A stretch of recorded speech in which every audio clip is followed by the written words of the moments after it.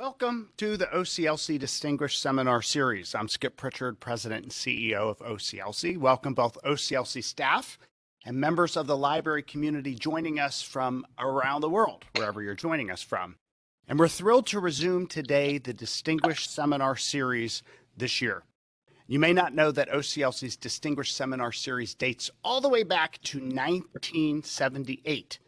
In that time, we have welcomed over 50 esteemed speakers. Our research team started the series to encourage the sharing of thought leadership on topics, so many topics in the ever-evolving world of librarianship and information sharing. It's a simple but powerful concept. We invite distinguished professionals to share their knowledge and their perspectives with their teams and with librarians to challenge our thinking and to inspire our collective work. Equity, diversity, and inclusion are vitally important to society, to library members, to all of us. To me, these are not just words, but they're calls to action, and OCLC is acting. Now, a few years ago, we initiated a strong focus on equity, diversity, and inclusion in this speaker series. And today, I am extraordinarily pleased to introduce Sandra Phoenix as today's Distinguished Seminar Series presenter. Sandra is Executive Director of the HBCU Library Alliance, where she oversees all operations and strategy of the organization. She has more than 30 years of experience at nonprofit organizations and extensive project management experience. Prior to this role, she served as Executive Services Librarian at Lyrasis. Sandra earned her MLS from Florida State University and her bachelor's degree from Savannah State University. Sandra believes in the power of knowledge and the role the library has in strengthening community. She's committed to the goals and the vision of the HBCU Library Alliance and its future directions in supporting HBCU libraries. On a personal level, Sandra enjoys family, tending to her vegetable garden, and the powerful message of the djembe drum. We are delighted to have Sandra as today's Distinguished Seminar Series speaker. Now, I believe Sandra is probably presenting from Atlanta. She may be home or she may be in the office. I think her office is close by to our friend Loretta Parham, who is an OCLC Board Emeritus, so we have a shout out to her as well.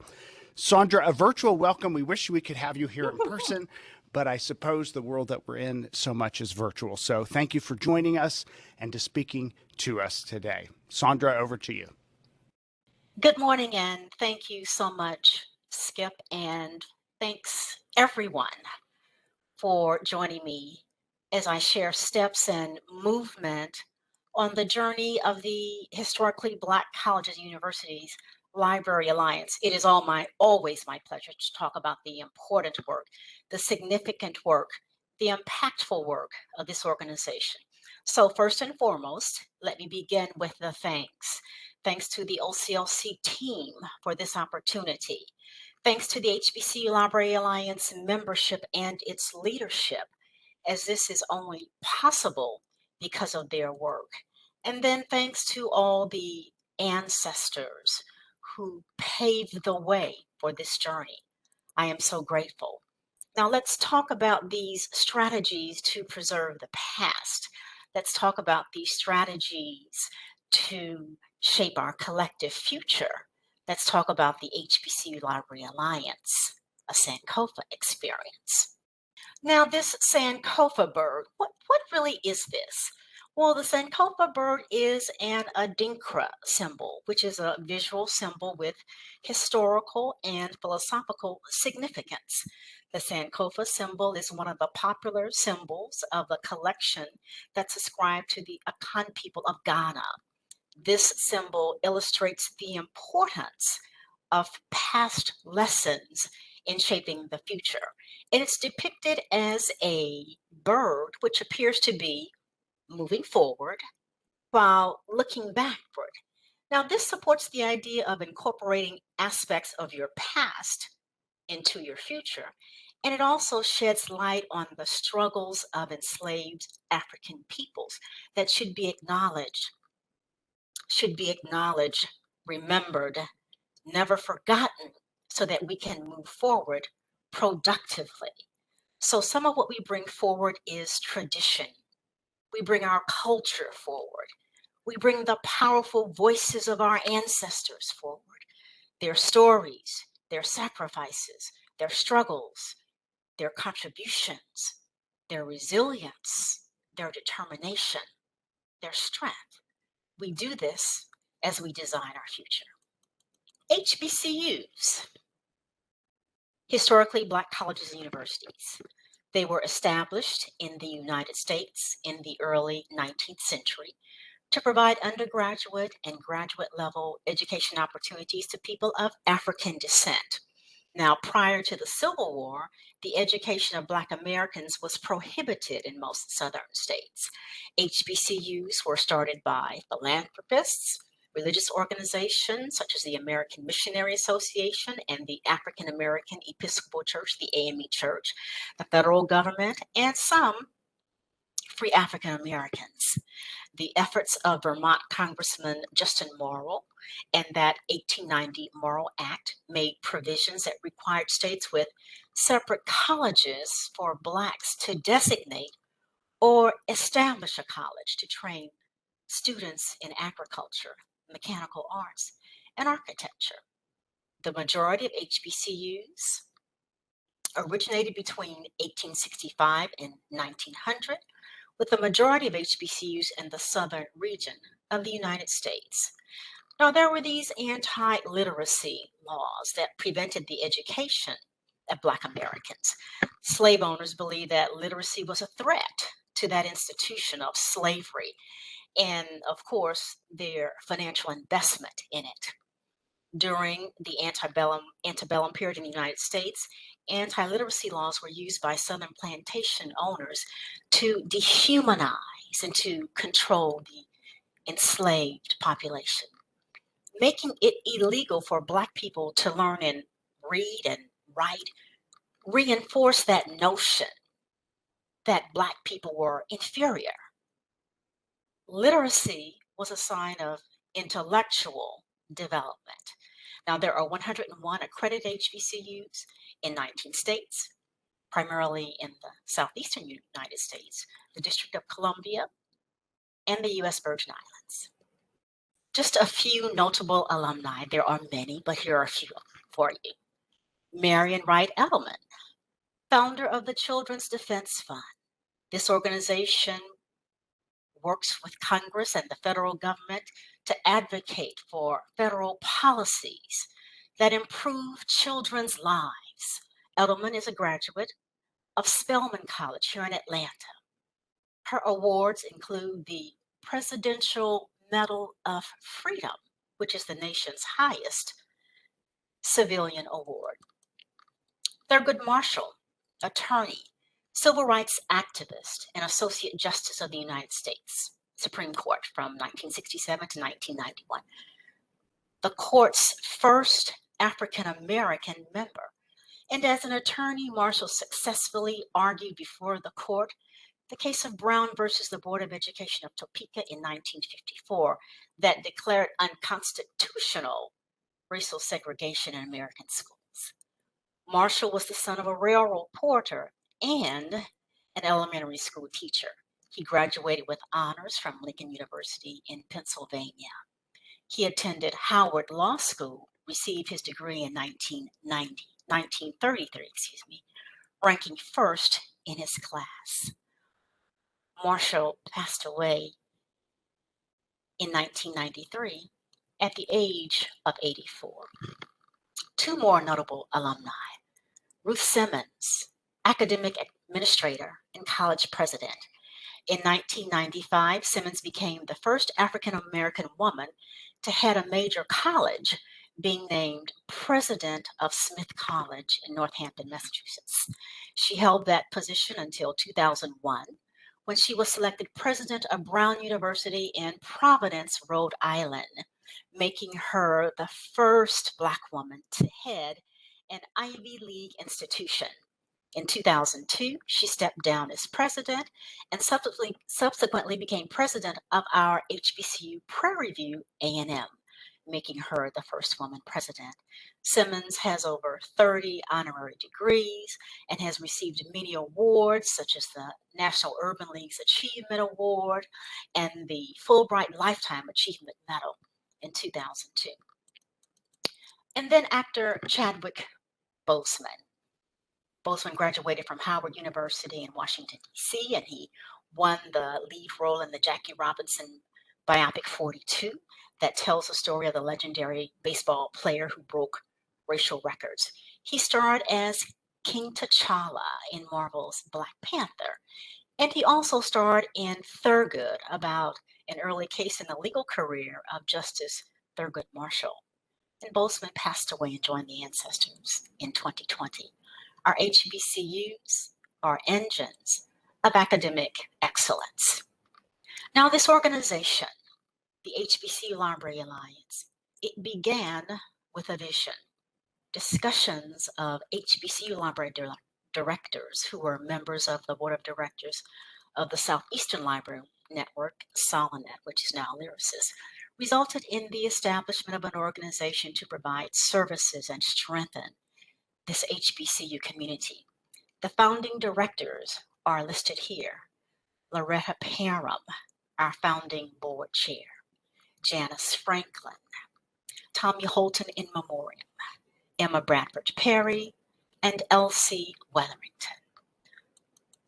In 2002, the inaugural meeting of what was then the HBCU Library Initiative was hosted in Atlanta, Georgia. And for the first time in history, 103 HBCU library directors came together to begin discussions on an organization and actions to support this community. So much has happened since that time. The HBCU Library Alliance has recently elected a new board of directors and appointed a new advisor. The new leadership is listed here. Dr. Kimberly Bugg, Atlanta University Central Woodruff Library. Tawana Nevels, St. Augustine's University. Tina Rollins, Hampton University. Blanche Sanders, Alcorn State University.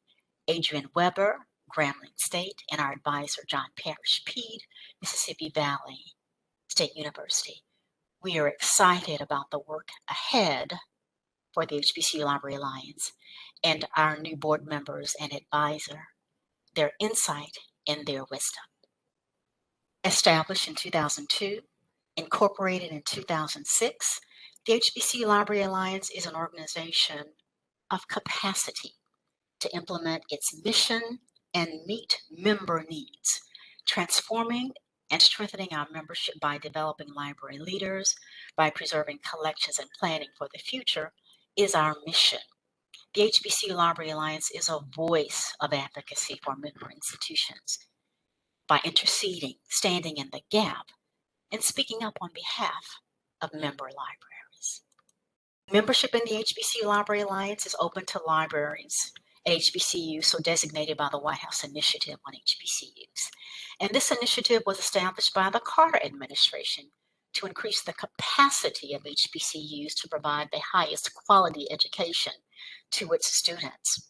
And in 2019, the HBCU Library Alliance opened membership by invitation only to libraries of organizations that are not HBCUs.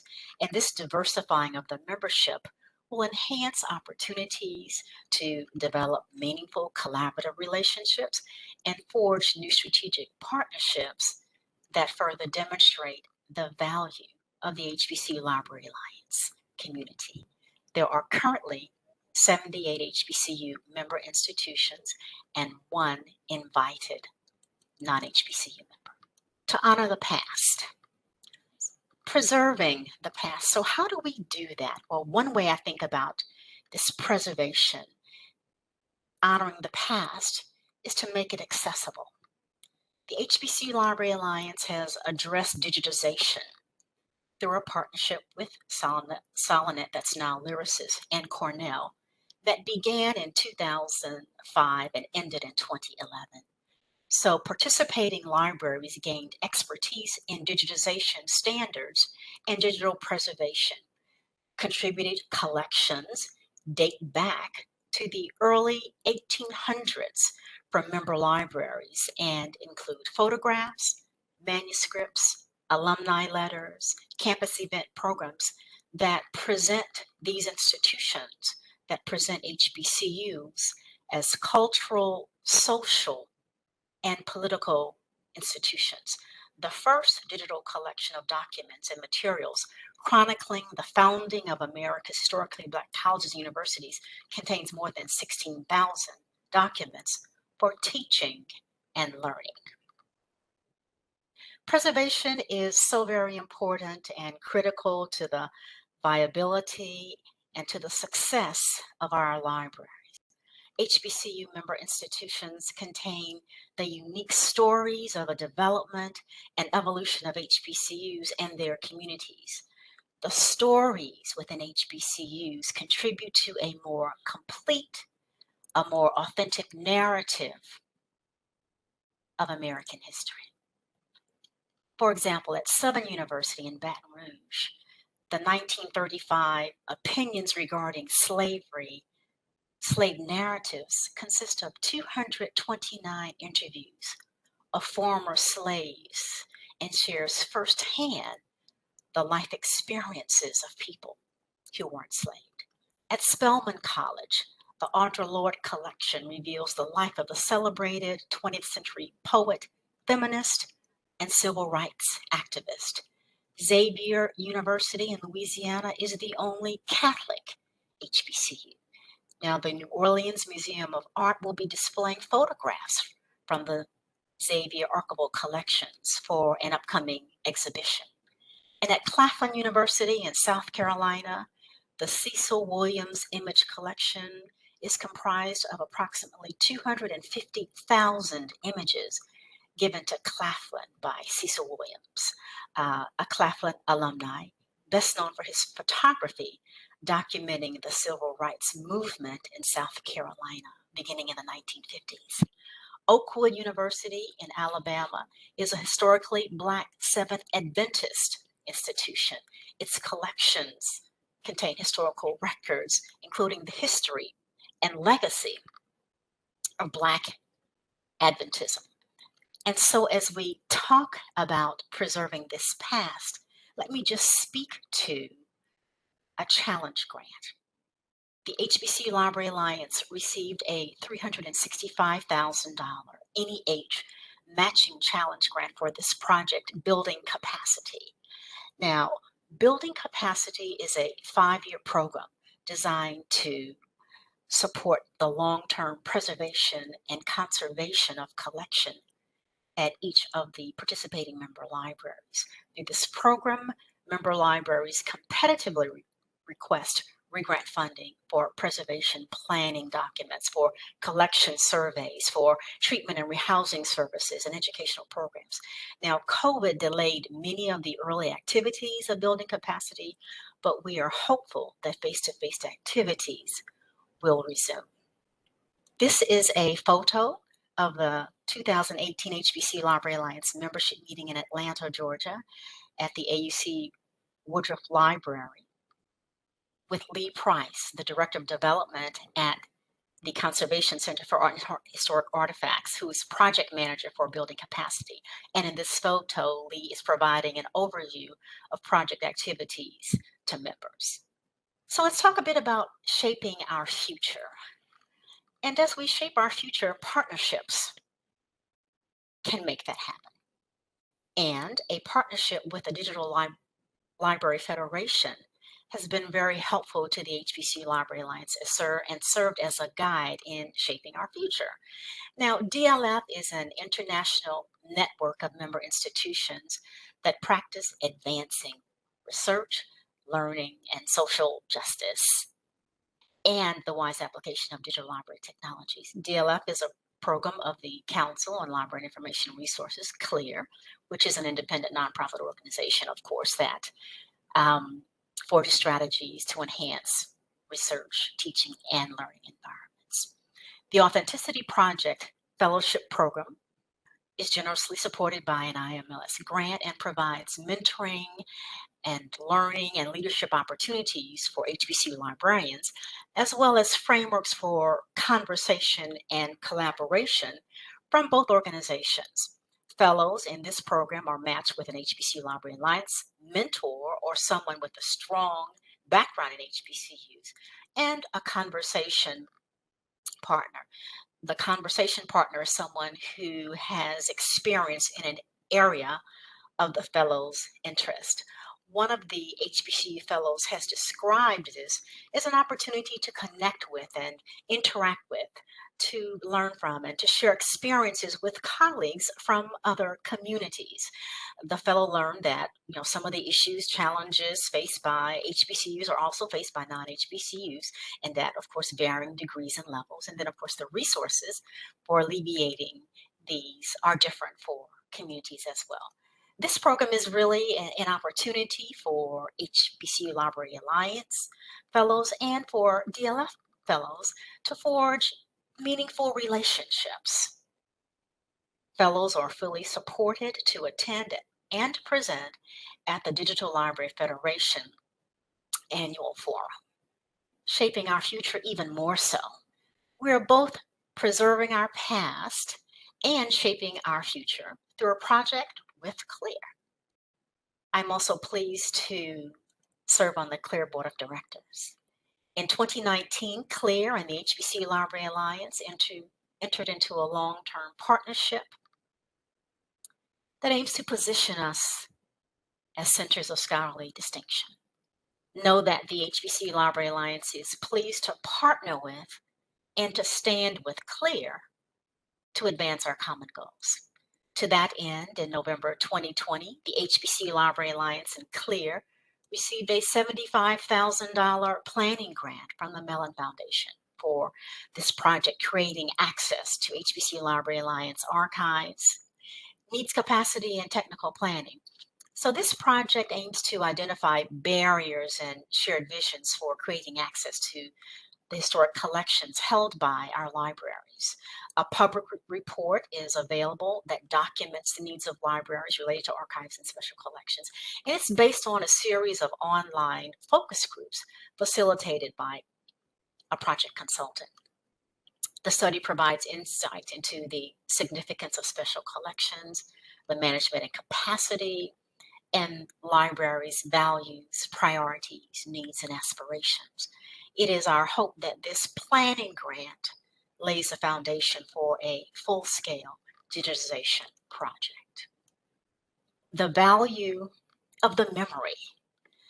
This slide speaks to shaping our future through a partnership with CLEAR and their Material Memory podcast season. The HBCU Library Alliance is spotlighted in Season 3 of CLEAR's Material Memory podcast. The HBCU Library Alliance tour focuses on librarians and documentation at Oclc State in Mississippi, Benedict College in South Carolina, Fisk in Tennessee, Morgan State in Maryland, Southern in New Orleans, and Tuskegee in Alabama. The podcast episodes are just amazing. I encourage you to listen, download, subscribe, and share. This project, as we shape our future, raises the visibility and amplifies the voices of the HBCU Library Alliance. And this is just a wonderful display of the institutions and some of the images that are spoken about in the podcast interviews. Again, do take time to enjoy the tour, download, subscribe, and share. Engaging students as we shape our future. Promoting student success and engaging in the educational experiences of our undergraduates shapes our future. Since 2018, the HBCU Library Alliance Conservation Preservation Internship Program, in partnership with the University of Delaware and the Crest Foundation, has provided undergraduate interns with fully funded summer internships in library and archives preservation at nationally recognized library preservation conservation laboratories. To date, I'm really thrilled that 28 interns have completed the program, with a number pursuing a career interest in librarianship or a library-related position. I take great pride in our students learning at host sites. I take great pride in that. And I take even greater pride in host sites connecting with our most distinguished HBCU undergraduates. And let me give you just a few highlights of the impact of this project as we shape our future. Intern Layla Huff graduated from Morgan State in May of 2021. She has accepted a highly competitive one-year post-baccalaureate conservation fellowship at the Getty. Interns Miranda Clinton and Elisha Jewell are currently attending MLS programs at UNC Chapel Hill and the University of Tennessee, Knoxville, respectively. Interns Layla Huff, Jasmine Malone, and Caroline Bauman came together to teach their own cohort session for the 2021 interns. They each shared a 10-minute PowerPoint presentation about their experiences in libraries, preservation, and the internship program. They led breakout discussion sessions with the interns, and they also created a handout with advice to the current interns about how to make the most of the internship experience. There is a depth, an amazing depth of this experience when I give thought to the work that's being done with student interns as we are creating a more diverse pipeline into this profession and as we are introducing students to conservation, preservation skills. These students, these are our gems. These are our gifts. This is intern Layla Huff, who I just mentioned, who is now working at the Getty Foundation, interning at the Getty Foundation. And this is Stefan Boykin, who was a Claflin University student who interned at the Library of Congress, where he worked on a number of projects, including treating and binding historical materials. Stefan is now in grad school at the University of Houston. He is also a teaching assistant. And we really are stronger together in partnerships. I mentioned earlier that the HBCU Library Alliance opened membership by invitation only to librarians of institutions that are not HBCUs. In 2020, the HBCU Library Alliance welcomed Brown University in Providence, Rhode Island, as its first non-HBCU member. Brown has partnered with the HBCU Library Alliance on the Summer Internship Project and also has a 50-plus year partnership with Tougaloo University in Jackson, Mississippi. The Stronger Together project is funded by the IMLS Law Library's 21st Century Librarian Program. The pilot is for emerging library leaders. It's the first program of this kind with library leaders from two distinct communities of practice. This program will develop core leadership competencies, including fundraising, collection, stewardship, and it will also focus on the leader's role in promoting organizational healing from the disruption of the 2021 COVID pandemic. The selection process is underway. We are excited to be in a space where both communities can share and learn together. And sustaining and adapting. Of course, grant funding is very, very important as we shape our future. So I'm very, very pleased and excited and honored that the HBCU Library Alliance in December 2021 received a $1 million grant award from the Andrew W. Mellon Foundation to support a Change Capital project. This award is in collaboration with a 3-year Mellon-funded nonprofit finance fund building financial resilience project, where the Alliance to work with other cohort members and other teams, and revisited our financial model, discuss strategic planning, talk more about the mission and how we can unlock the organization's future potential. This is just so very exciting to me, to be in a place to make this happen so that the HBCU Library Alliance does indeed become an even stronger voice of advocacy. I do want to mention the team, the board team that participated on that project, and that was our former board chair, Monica Ruth, who is now the project manager for the Archiving the Age of Mass Incarceration project at the Ralph Bunche Center for African American Studies at the University of California in Los Angeles. Our board treasurer, Tina Rollins from Hampton University. And of course, I was involved as well. Again, we are so thrilled that this award will allow us to do the work we need to do to become an even stronger voice of advocacy, to invest in additional staff, to grow and sustain the organization, to do more to benefit the membership, to strengthen the membership, to strengthen our voice of advocacy to member libraries. And so I say thank you. This work, this HBCU Library Alliance, strengthens this community and impacts the stronger, impacts the broader community. Our journey, this journey of the HBCU Library Alliance, has been an absolutely amazing Sankofa experience. Thank you for your time. What questions do you have of me? Sandra, thank you so much. My name is Kendra Morgan, everyone, and I have the opportunity to talk to Sandra and share some of the questions that have been coming in through chat.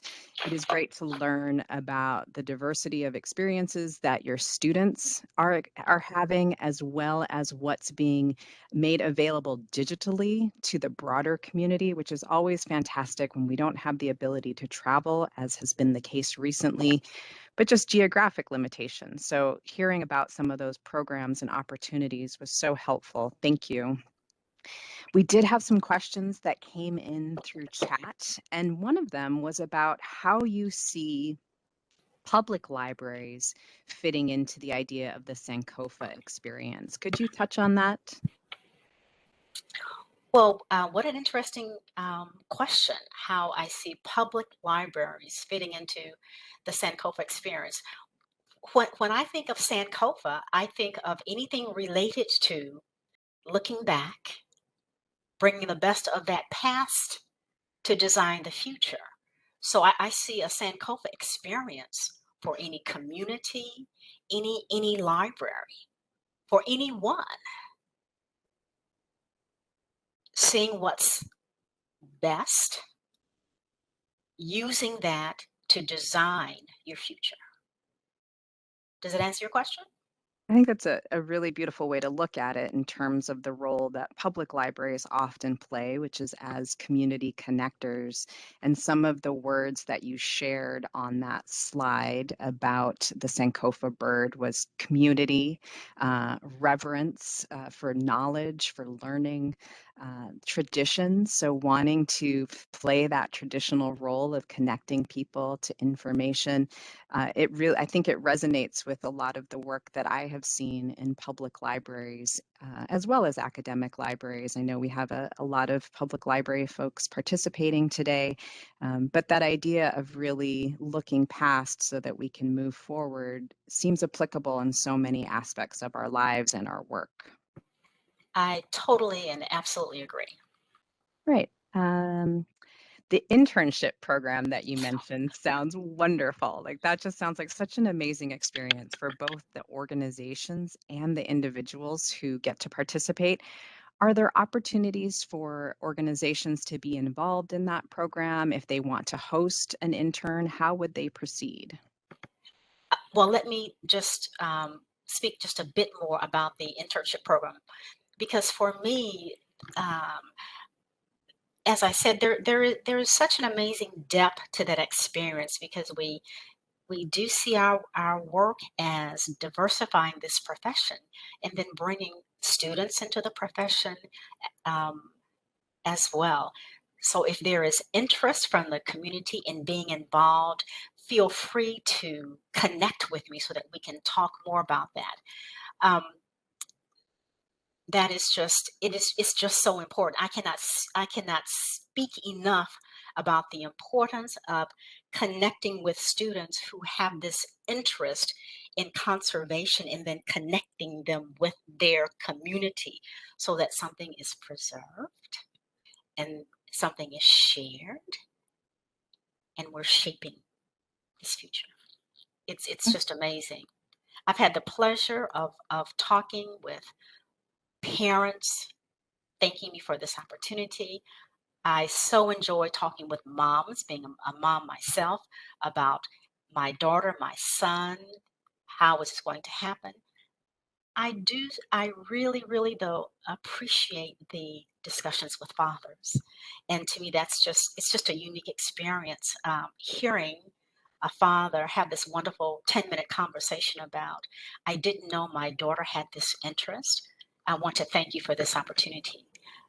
This is just an exciting project. So if there is interest from this community, please connect with me. I'd love to have a conversation. That's wonderful. And Sandra will make sure to share your contact information. It is part of the presentation. So we will be able to make sure that people have that and will be able to reach out. Can you talk a little bit about what you see as some of the key opportunities for your member libraries in the coming years? Key opportunities that I see for member libraries in the coming years. Certainly.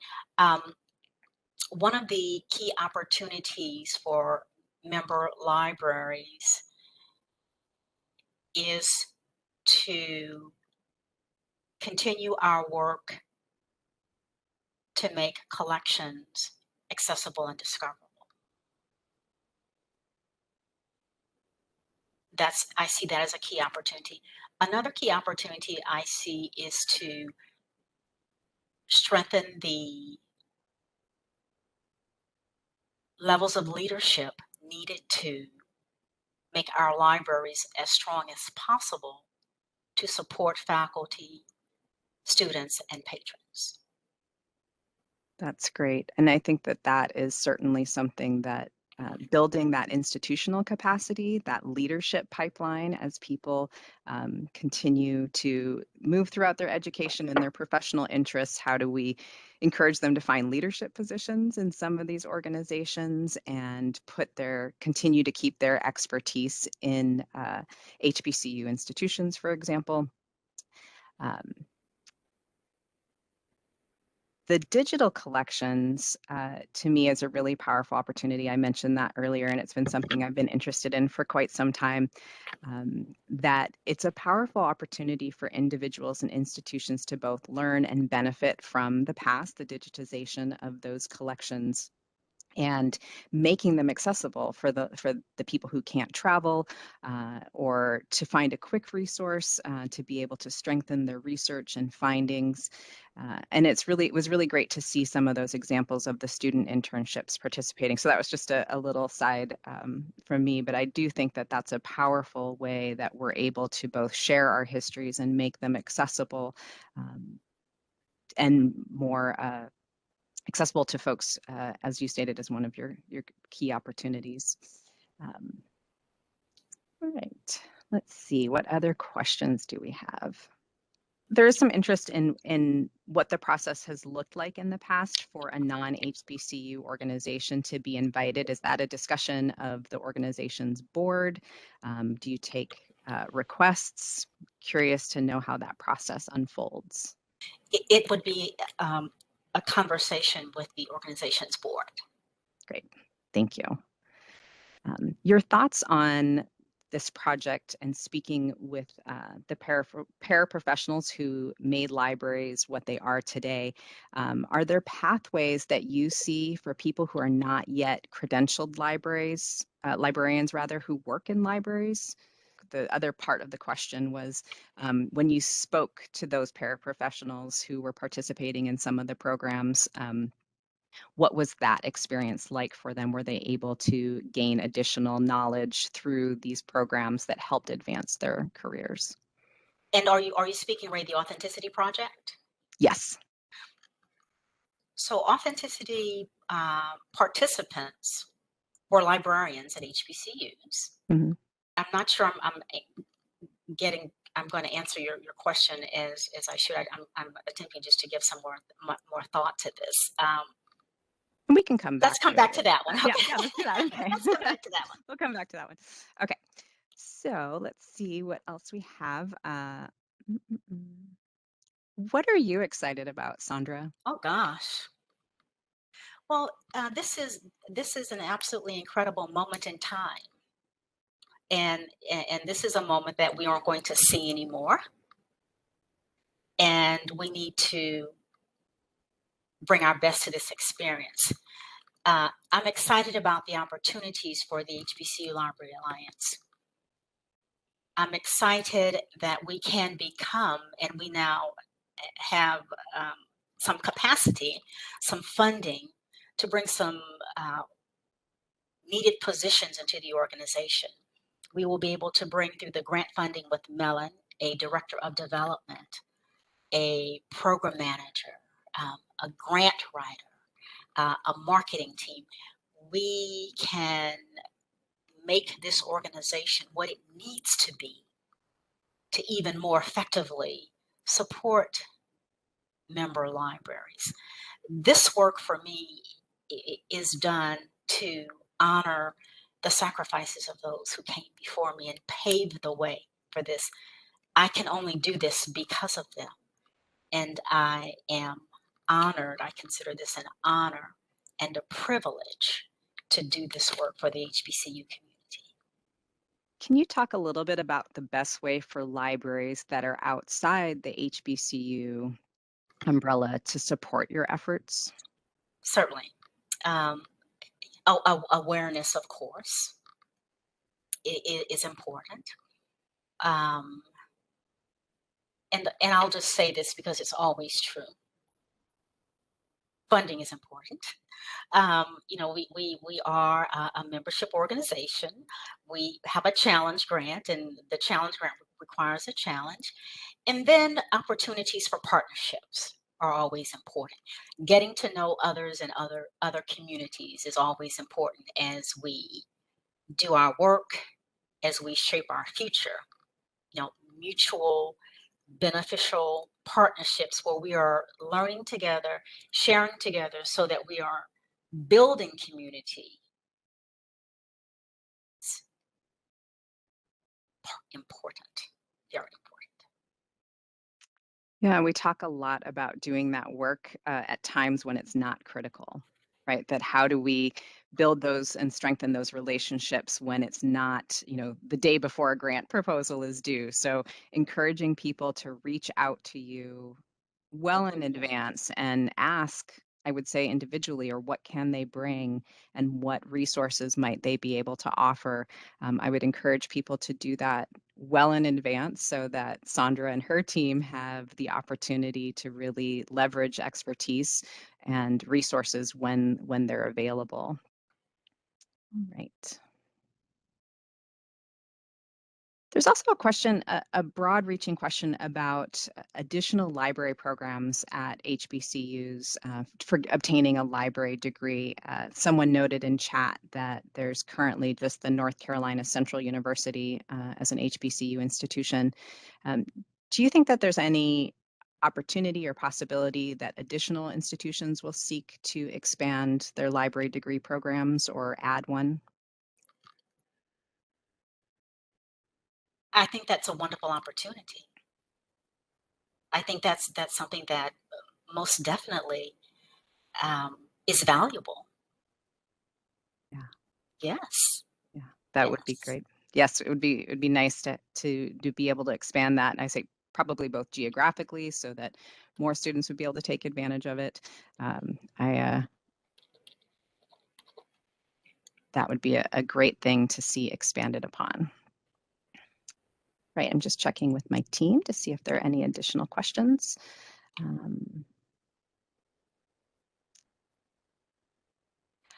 There is a suggestion that perhaps some of your participants, and I think between the Clear podcast, that season 3 that featured a lot of the students, but maybe also focusing on including paraprofessionals from HBCUs who went on to become librarians inspired by their time at the institution. So that was just a suggestion that came through by one of the participants in today's session. Oh, thank you. All right. I think we have answered all the questions that have come through, so I am going to turn it back over to my colleague, Marilee, with my thanks and appreciation for your time today. Thank you, Sandra. This was really an enlightening and wonderful presentation. I really appreciate all of the thoughtfulness that you put in, not only to the presentation, but also in taking the time to reflect and answer everybody's questions with such care. I really appreciate the care that you put into everything and that you bring to this work. We have a comment from the chat. The momentum of the Alliance is fantastic. So grateful to learn about it. And I will reflect on ways to support, partner, and share. And I think that that's just a wonderful way to sum up actually today's presentation.